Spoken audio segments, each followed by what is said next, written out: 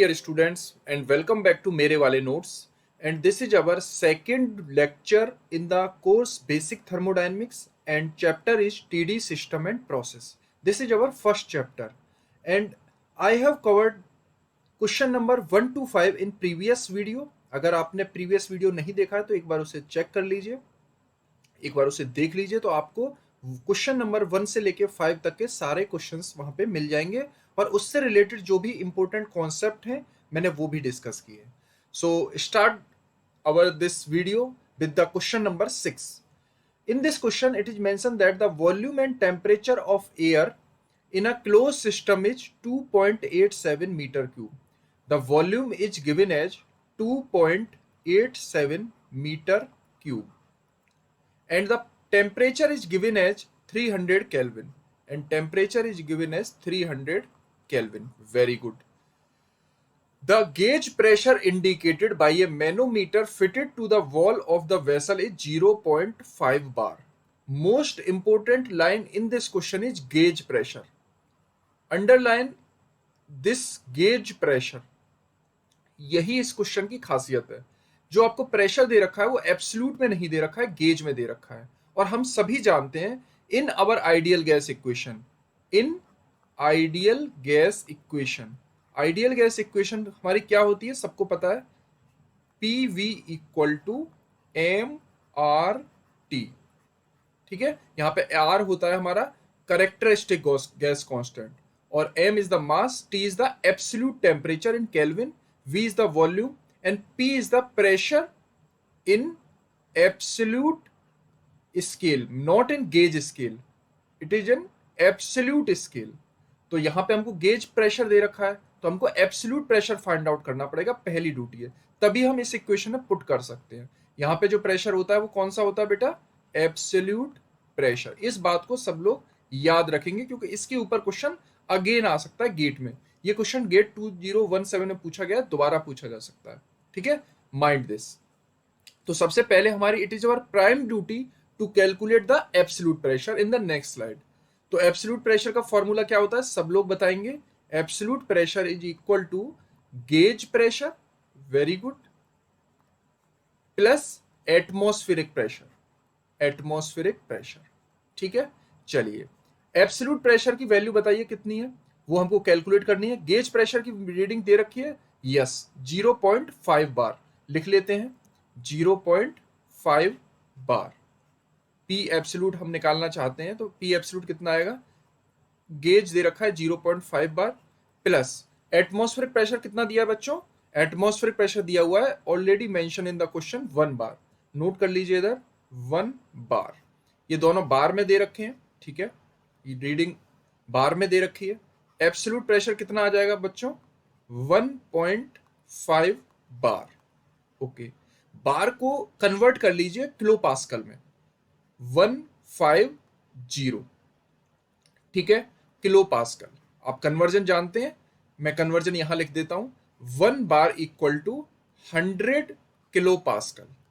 Convert करके लिख सकते हैं, ये एग्जैक्ट वैल्यू नहीं है, 1 बार इक्वल टू होती है 1.01325 pascal exact value, but for calculation purpose we can use this. और मेरा आपको सजेशन है पर्सनल कि आप किलो पास्कल में रीडिंग को लिया करिए, जिससे आपकी क्वेश्चन सॉल्व होने में दिक्कत नहीं आएगी, क्योंकि आपको हीट वर्क सब किलो जूल में दे रखा होता है. तो better to use kilo pascal. Bar को कन्वर्ट किया हमने किलो पास्कल में, वेरी गुड.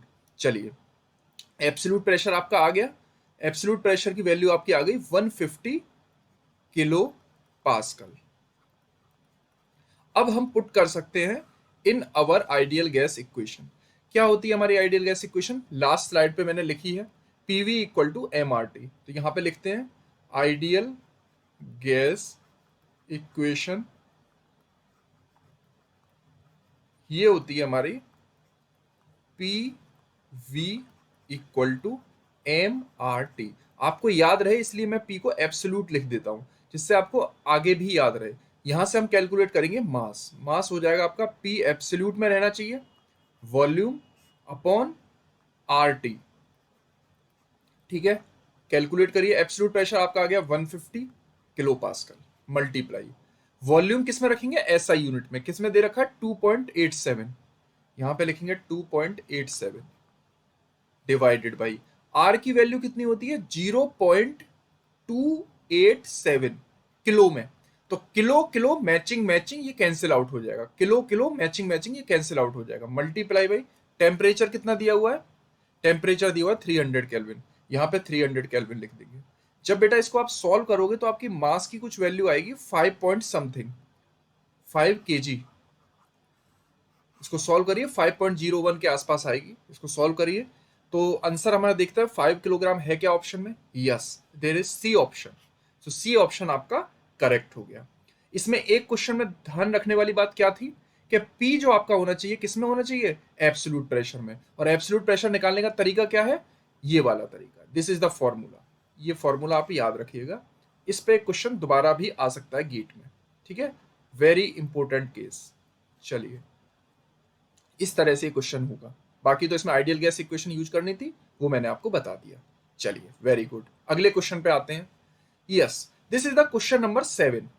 इसमें दिया है during a non flow thermodynamic process 1 to 2 execute by a perfect gas, the heat interaction is equal to the work interaction Q12 equal to W12 when the process is. तो process पूछा गया है, तो जब भी कभी प्रोसेस की बात होगी, मैंने लास्ट लेक्चर में भी ये बात बताई थी इन आवर फर्स्ट लेक्चर, जिन्होंने नहीं देखा एक बार जाके देख लीजिए, गो थ्रू हो जाइए। तो आपको मैंने वहां पे भी ये बात बताई थी, for a process we can use our first law of thermodynamics for a process, yes we can use. क्या फॉर्मूला होता है बच्चों, Q, अगर प्रोसेस 1 to 2 है, प्रोसेस क्या है आपका 1 से लेकर 2 तक, तो हम लिख सकते हैं Q 1 to 2 heat transfer during 1 to 2 process is equal to change in internal energy, इसको हम DU से लिखेंगे, plus W work done from 1 to 2 process. ये इंटरनल एनर्जी का चेंज जो है ये अपने आप में लिखा हुआ है 1 से 2 के बीच का चेंज है, इसलिए मैंने 1 से 2 मेंशन नहीं किया यहाँ पे, माइंड दिस, ठीक है। अब उन्होंने कहा है कि एक परफेक्ट गैस है जो एग्जीक्यूट कर रहा है एक प्रोसेस को जिसमें heat interaction equal to work interaction है। चलिए ठीक बात है, तो यानी कि आपका हीट इंटरेक्शन और वर्क इंटरेक्शन दोनों बराबर हैं, इसका मतलब चेंज इन इंटरनल एनर्जी को वो बोल रहा है zero. Okay, change in internal energy को वो बोल रहा है जीरो, तभी तो आपका ये Q12 इक्वल टू कितना हो जाएगा, W12। कब होगा, जब आपने इंटरनल एनर्जी चेंज को जीरो लिया है। When your internal energy change becomes zero for a perfect gas, because हम जानते हैं, मैं नेक्स्ट स्लाइड में आपको इसका कॉन्सेप्ट बताता हूं, internal energy is a function of temperature only, function of temperature only. ये बेटा कब वैलिड है, फॉर एन आइडियल गैस। इसमें आइडियल गैस मेंशन है, यस, परफेक्ट गैस दी है ना, इसका मतलब वही है, आइडियल गैस के बारे में वो बात कर रहा है। Very good. तो टेम्परेचर आपका अगर कांस्टेंट रहेगा, इनिशियल टेम्परेचर फाइनल टेम्परेचर के बराबर होगा, इनिशियल टेम्परेचर फाइनल टेम्परेचर के बराबर होगा, तो ये जरूरी नहीं है कि हमारा प्रोसेस आइसोथर्मल हो। During the initial process I, यहां से लेके फाइनल प्रोसेस यहां तक, हर जगह टेम्परेचर क्या रहेगा, सेम रहेगा, एक टेम्परेचर की वैल्यू रहेगी T। तब हम कहते हैं ये प्रोसेस हमारा क्या है, आइसोथर्मल प्रोसेस। ये कॉन्सेप्ट आपको याद रखना है, इसको बोलते हैं आइसोथर्मल प्रोसेस। तो अगर टेम्परेचर कांस्टेंट रहेगा तो हम उसको बोलेंगे आइसोथर्मल प्रोसेस, और जब आइसोथर्मल प्रोसेस होगा तो आपका टेम्परेचर चेंज नहीं होगा, और जब टेम्परेचर चेंज नहीं होगा तो इंटरनल एनर्जी भी चेंज नहीं होगी। तो आपका DU यहां से क्या आ जाएगा, अगर टेम्परेचर चेंज नहीं हुआ तो इंटरनल एनर्जी चेंज आ जाएगा आपका जीरो।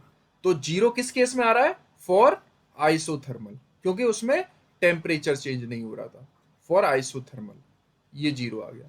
तो अगर हम इसमें फर्स्ट प्रोसेस में लगाते हैं Q1 से 2 equal to DU plus 1 to 2, तो आपका DU जीरो आ रहा है for a isothermal process, zero लिख दीजिए, तो heat transfer equal to work transfer के बराबर आ जाता है।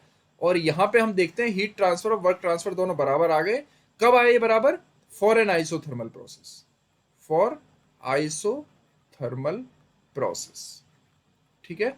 ये बात आपको याद रखनी है, क्वेश्चन को समझना है, आइसोथर्मल प्रोसेस डी ऑप्शन। तो आइसोथर्मल के लिए heat transfer is equal to work transfer.